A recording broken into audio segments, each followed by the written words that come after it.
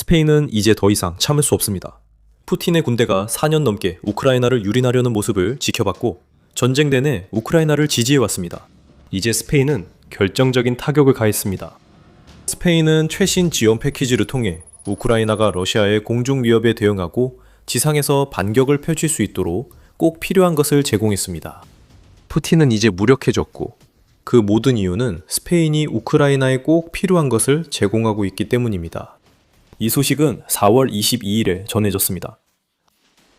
스페인은 우크라이나에 100대의 밤탁 장갑 전술 차량과 함께 구체적으로 밝혀지지 않은 155mm 포탄 비축분을 제공할 예정입니다. 우크라이나 국방부는 이번 지원이 5월에 시작될 것이라고 발표했으며 이는 우크라이나 국방장관 미하일로 페도로프와 스페인 국방장관 마르가리타 로블레스의 회담 이후 공식 보도자료를 통해 밝혔습니다. 우크라이나 측은 2026년에 10억 유로의 지원을 할 것을 결정한 스페인에 감사를 표했습니다. 국방부에 따르면 양측은 우크라이나 우선순위에 따라 자원 효과적 사용 방안을 논의했고 이를 통해 2026년 말까지 스페인이 우크라이나 지원에 지출할 금액이 밝혀졌습니다. 10억 유로는 대략 11억 5천만 달러에 해당하며 이는 우크라이나가 받게 될 장비와 스페인이 투입한 자금 모두에서 상당한 규모의 지원 패키지임을 의미합니다. 로블레스는 푸틴과 그의 군대에 대한 비판에 힘을 보탰습니다. 프라우다에 따르면 로블레스는 4월 말까지 9,000명 이상의 군인이 스페인군 훈련을 받을 것이라고 밝혔습니다. 로블레스는 또한 스페인이 이러한 조치들을 통해 무엇을 하고 있는지에 대해 푸틴에게 매우 직설적인 메시지를 덧붙였습니다. 이 협력은 민주적 가치, 자유, 그리고 정의롭고 지속적인 평화를 수호하려는 우리나라의 의지를 보여줍니다. 푸틴, 너무 오래 운에 기대왔고 우크라이나에서 물러날 때입니다. 앞으로 푸틴에게 진짜 위기가 닥칩니다. 스페인이 5월부터 제공하기 시작할 무기는 단순히 창고에서 꺼낸 남은 물자가 아닙니다. 이 무기들과 차량들은 우크라이나가 아주 특정한 위협에 반격하기 위해 필요한 것들로 우크라이나를 위해 신중하게 선택되고 준비된 것들입니다. memtek에 대해 자세히 설명하면 이유를 알겠지만 먼저 이 차량이 전쟁에서 어떤 역할을 하는지 힌트를 드리겠습니다. 페도로프와 로블레스 회담 전 스페인은 우크라이나에 추가 지원 물자를 전달했습니다. 30일에는 스페인이 각각 300만, 400만 달러의 가치가 있는 패트리엇 팩2 요격 미사일 5기를 우크라이나에 보냈다는 소식이 전해졌습니다. 이 지원은 우크라이나가 에피퓨리 작전으로 인해 패트리엇 미사일 수요가 급증하면서 공급에 병목 현상이 발생하던 시기에 이루어진 것이었습니다. 스페인은 자국 포병부대 미사일을 우크라이나에 이전해 중요한 방공 임시 조치를 제공했습니다. 100대의 밤탁 차량과 함께 스페인은 우크라이나의 방공망에 막대한 기여를 한 셈입니다. 밤탁을 장갑전술 차량이라고만 설명하는 것은 이 장비가 제공하는 모든 것을 제대로 표현하지 못하는 것입니다. 하지만 그 이유를 이해하려면 우크라이나가 영공방어에 사용한 다른 장비도 살펴봐야 합니다. 영국에서 제작된 래피드 레인저는 전쟁 내내 우크라이나에서 중요한 역할을 했습니다. 이 플랫폼은 기동성이 뛰어나고 자동화되어 있으며 드론과 같은 공중 위협을 아주 가까운 거리에서 격추하도록 설계되었습니다. 어디에 배치되든 360도 전방위 상황 인식을 제공합니다. 또한 모듈식입니다. 유나이티드 24 미디어는 래피드 레인저가 다양한 레이더 시스템을 장착할 수 있어 독립적으로도 더 넓은 방공망의 일부로도 운용될 수 있다고 전했습니다. 또한 파노라마 적외선 센서를 장착할 수 있어 래피드 레인저의 기본 사거리인 15km를 넘어서는 표적도 탐지할 수 있습니다. 래피드 레인저는 또한 마틀렛 경량 다목적 미사일 LMM을 사용해 표적을 타격합니다. 이 미사일은 최대 7km, 4.3마일 거리에서 접근하는 위협을 요격할 수 있으며 적외선과 레이저 유도 방식을 결합해 정확한 명중을 보장합니다. 이것은 표적이 낮은 열 신호를 가지고 있을 때도 적용되는데 이는 러시아의 장거리 타격 드론에서 자주 볼 수 있는 경우입니다. 우크라이나는 이 미사일을 많이 보유하고 있습니다. 작년 10월 예정보다 반년 빨리 수백 발을 받았고 앞으로 몇 달 내에 영국에서 수백 발을 더 받을 가능성이 높습니다. 그게 다 좋은데 이렇게 생각하실 수도 있겠죠. 그런데 이게 밤탁과 무슨 관련이 있을까요? 유나이티드 24 미디어 보도의 한 문장이 모든 걸 설명합니다. 보도에 따르면 우크라이나 군에서는 스페인산 URO 밤탁 전술 차량에 래피드 레인저 유닛을 자주 장착하는데 이 차량은 시속 135km까지 속도를 낼 수 있고 넓은 거리를 빠르게 이동할 수 있습니다. 그리고 그 순간 모든 것이 이해됩니다. 스페인은 우크라이나에 아무 차량이나 제공한 게 아닙니다. 스페인은 우크라이나가 러시아의 드론과 미사일을 막아내기 위해 사용해온 가장 중요한 방공 시스템 중 하나와 호환되는 실전에서 검증된 차량 100대를 제공할 예정입니다. 영국은 방공 시스템과 미사일을 제공합니다. 스페인은 그 방공 시스템을 푸틴의 공습 작전에 대해 엄청나게 강력한 위협으로 만드는 미사일을 제공합니다. 이것은 푸틴이 예상했어야 할 원투펀치입니다. 결국 이것이야말로 우크라이나가 푸틴의 폭정에 맞서 싸울 수 있도록 돕는 목표를 공유하는 두 나토 동맹국이 보여줘야 할 협력과 시스템 통합의 정확한 예입니다. 잠시 램텍 자체에 집중해 봅시다. 영국도 스페인 차량의 가치를 잘 알고 있습니다. 2025년 8월 Army Recognition은 영국이 2024년 7월 스페인에서 추가 VAMTEC 구매 계획을 발표했다고 전했습니다. 왜일까요? 지금 우크라이나처럼 이 차량에 래피드 레인저 방공 시스템을 탑재하려는 것입니다. VAMTEC은 이 임무의 완벽한 차량입니다. 미국산 험비와 대략 비슷하며 다양한 지형에서 최대의 기동성을 제공하도록 설계된 사륜구동 차량입니다. VAMTEC은 90년대 후반 도입 후 여러 번 업그레이드 되었으며 사용자가 필요에 따라 차량을 조정할 수 있는 높은 모듈화 수준을 갖추고 있습니다. 한때 병력 수송, 특수작전, 정찰을 위해 설계되었던 차량이 이제는 LMM이나 고속미사일, 발사가 가능한 시스템을 장착할 수 있는 대공방어의 거인으로 진화했습니다. 그리고 VAMTEC은 대공방어에만 사용되는 것이 아닙니다. 이 차량은 무장 측면에서도 놀라울 정도로 다재다능합니다. 래피드 레인저와 같은 대공방어 시스템뿐만 아니라 BMTAC에는 7.62mm 기관총, 40mm 유탄 발사기, 81mm 박격포 또는 106mm 무반동포를 장착할 수 있습니다.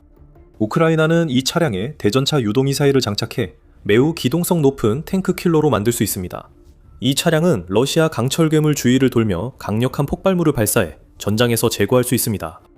기동성 측면에서 VMTAC 시속 135km, 즉 거의 84마일의 최고 속도를 낼 수 있다는 점을 이미 언급했습니다. 장갑 차량치고 매우 빠른 속도입니다. 연료 탱크는 600km, 즉 372마일을 주행할 수 있어 방공 임무에 중요합니다. 이 말은 래피드 레인저가 장착된 VAMTEC이 한 곳에서 미사일을 쏜 뒤 수킬로미터 떨어진 다른 곳에서도 같은 임무를 수행할 수 있다는 의미입니다. 눈, 진흙, 얼음, 모래, 바위 등 다양한 지형에서도 VAMTEC는 거침없이 주행합니다. VAMTEC은 러시아의 보복 공격에 취약해질 만한 장애물에 걸릴 걱정 없이 탈출하거나 다음 위치로 이동할 수 있습니다. 그리고 놀랍게도 이보다 더 뛰어납니다. 경사로도 전혀 문제가 되지 않습니다. 밤탁은 70% 경사도도 올라갈 수 있습니다. 또한 기본적으로 750mm 깊이의 물을 건널 수 있고 특별한 준비를 하면 1500mm 깊이의 물도 건널 수 있습니다. 5피트에 달하는 물도 이 스페인 차량의 진행을 막지 못합니다. 우리가 전하고 싶은 핵심은 간단합니다. 스페인은 우크라이나에 동맹국 중 가장 다양한 장갑차 100대를 지원하고 있습니다. 155mm 포탄 또 잊지 마세요. 안타깝게도 우크라이나 국방부나 스페인의 최신 지원에 관한 어떤 보고서도 우크라이나가 이 포탄을 몇 발이나 받게 될지 구체적으로 밝히지 않았습니다. 이 포탄들은 우크라이나가 자체적으로 개발한 보다나 자주포뿐만 아니라 우크라이나가 보유한 여러 서방의 포병 시스템과도 호환됩니다. 다시 한번 통합과 협력이 보입니다. 처음에는 영국 방공 시스템과 스페인 차량, 그 다음엔 스페인 포탄과 우크라이나 포병 시스템이었습니다. 여기서 우리는 이미 매우 굳건했던 스페인과 우크라이나의 관계가 더욱 강화되고 있음을 볼 수 있습니다. 이미 마련된 기반 위에 더 많은 것이 쌓이고 있습니다. 그러나 그 이야기에 앞서 이번 최신 지원이 우크라이나 전장에서 어떤 의미인지 더 살펴봐야 합니다. 그리고 그 전에 여러분께 잠깐 상기시켜드리자면 지금 여러분은 더 밀리터리 쇼를 시청하고 계십니다. 이런 인사이트를 원하신다면 채널을 구독하셔서 저희 영상들을 놓치지 마세요. 그래서 VAMTEC이 러시아가 제기하는 공중 위협에 맞서 우크라이나에 얼마나 유용할지 알 수 있습니다. 그 유용성은 숫자를 좀 더 자세히 들여다보면 드러납니다. 3월 한 달 동안 우크라이나 국방부는 러시아가 우크라이나 영토에 6,462대의 드론과 138발의 다양한 종류의 미사일을 발사했다고 보고했습니다. 우크라이나는 대부분의 발사체를 성공적으로 요격했습니다. 드론 5,833대 와 미사일 102발. 이 우크라이나의 화력과 전자전 시스템에 의해 격추되었습니다. 러시아가 3월에 감행한 공격 중 3월 24일 공격이 가장 위협적이었습니다. 그날 우크라이나 상공에는 무려 948대의 드론과 34발의 미사일이 쏟아졌습니다. 3월의 이런 양상은 결코 일회성이 아니었습니다. 우크라이나 침공 중 러시아가 드론과 미사일 공격을 크게 강화하는 모습을 봤습니다. 2025년이 되자 푸틴의 공중전은 우크라이나에 더 끔찍해진 것으로 보였습니다. 2025년 첫 6개월 동안 러시아의 공습에 사용된 발사체 수는 평균 50주 100개에서 점차 증가해 거의 200개에 가까운 평균치로 치솟았습니다. 여름이 되자 드론과 미사일 공격이 더 심각해졌습니다. 6월 일부 하루 동안의 공격에서 발사체 수가 500개에 가까워졌습니다.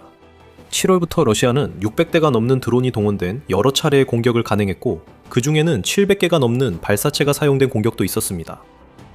러시아의 공중 공격이 강화되고 있습니다.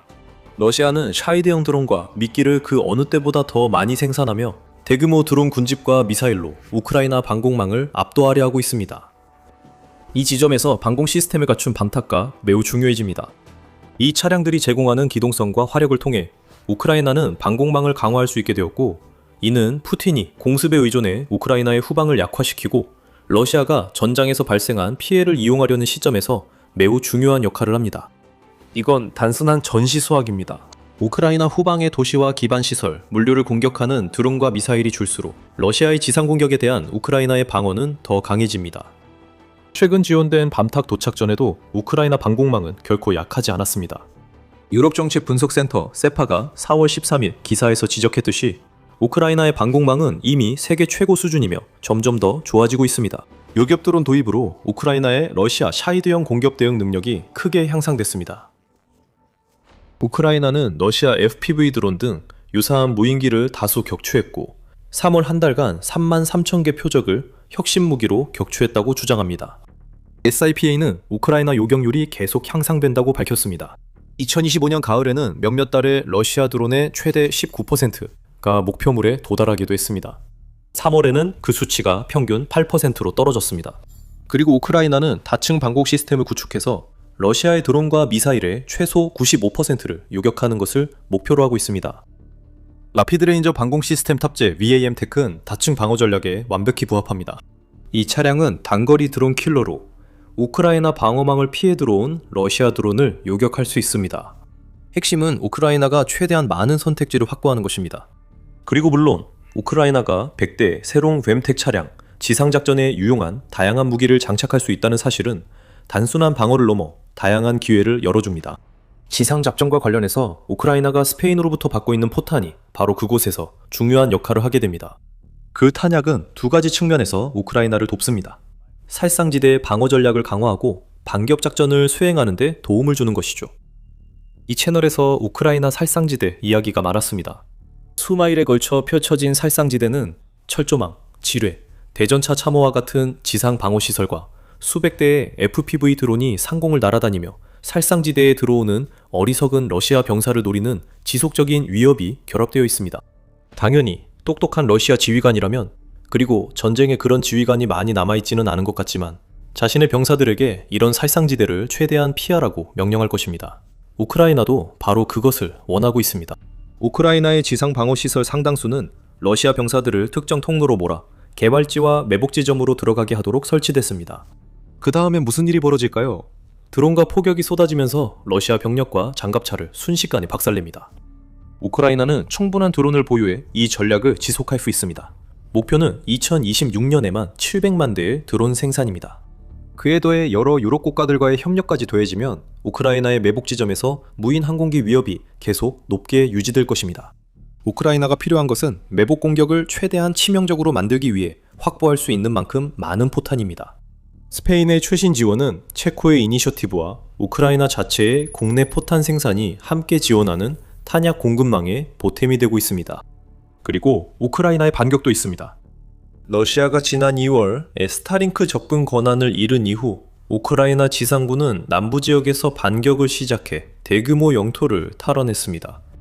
4월 초까지 우크라이나군 총사령관 올렉산드르 시르스키는 우크라이나가 12개 정착촌을 해방시키고 약 480제곱킬로미터, 즉 약 185제곱마일의 영토를 탈환했다고 보고했습니다. 우크라이나는 전선 너머로 뻗어있는 회색지대에서 통신 혼란을 이용해 이러한 성과를 거두었습니다. 드론의 지원을 받는 수색 및 선멸부대가 처음에 점령했던 영토를 제대로 장악하지 못한 러시아 침투자들을 제거하고 있습니다. 러시아의 더 강한 방어선을 상대하는 데에는 포격이 큰 역할을 할 수 있습니다. 정찰 드론이 러시아 진지를 한번 포착하기만 하면 우크라이나는 그 진지에 대해 포병과 드론을 결합한 공격을 가하는 데 필요한 모든 정보를 얻게 됩니다. 다시 말하지만 그런 공격을 하려면 탄약이 필요합니다. 스페인은 fem텍스와 함께 그 탄약을 제공했으며 이를 통해 우크라이나가 푸틴이 실패하고 있는 봄 공세를 계속 시도하는 가운데 러시아로부터 더 많은 영토를 되찾는 데 큰 도움이 될 수 있습니다. 이 일로 푸틴은 분노할 것입니다. 하지만 러시아의 진짜 문제는 이것입니다. 스페인의 최근 지원은 푸틴이 우크라이나와 서방의 분열을 시도했지만 실패하고 있음을 보여줍니다. RBC 우크라이나에 따르면 페도로프와 로블라스는 회의에서 양국 방위 협력 확대와 방공 시스템, 장거리 탄약에 중점을 두기로 약속했습니다. 양국은 우크라이나 영공 보호를 최우선으로 두고 있으며 BAM-TAC 차량 외에도 스페인이 우크라이나 방공을 위한 추가 지원을 제공할 것임을 의미합니다. 초반에 말한 패트리엇 요격 미사일 5발 기억나시죠?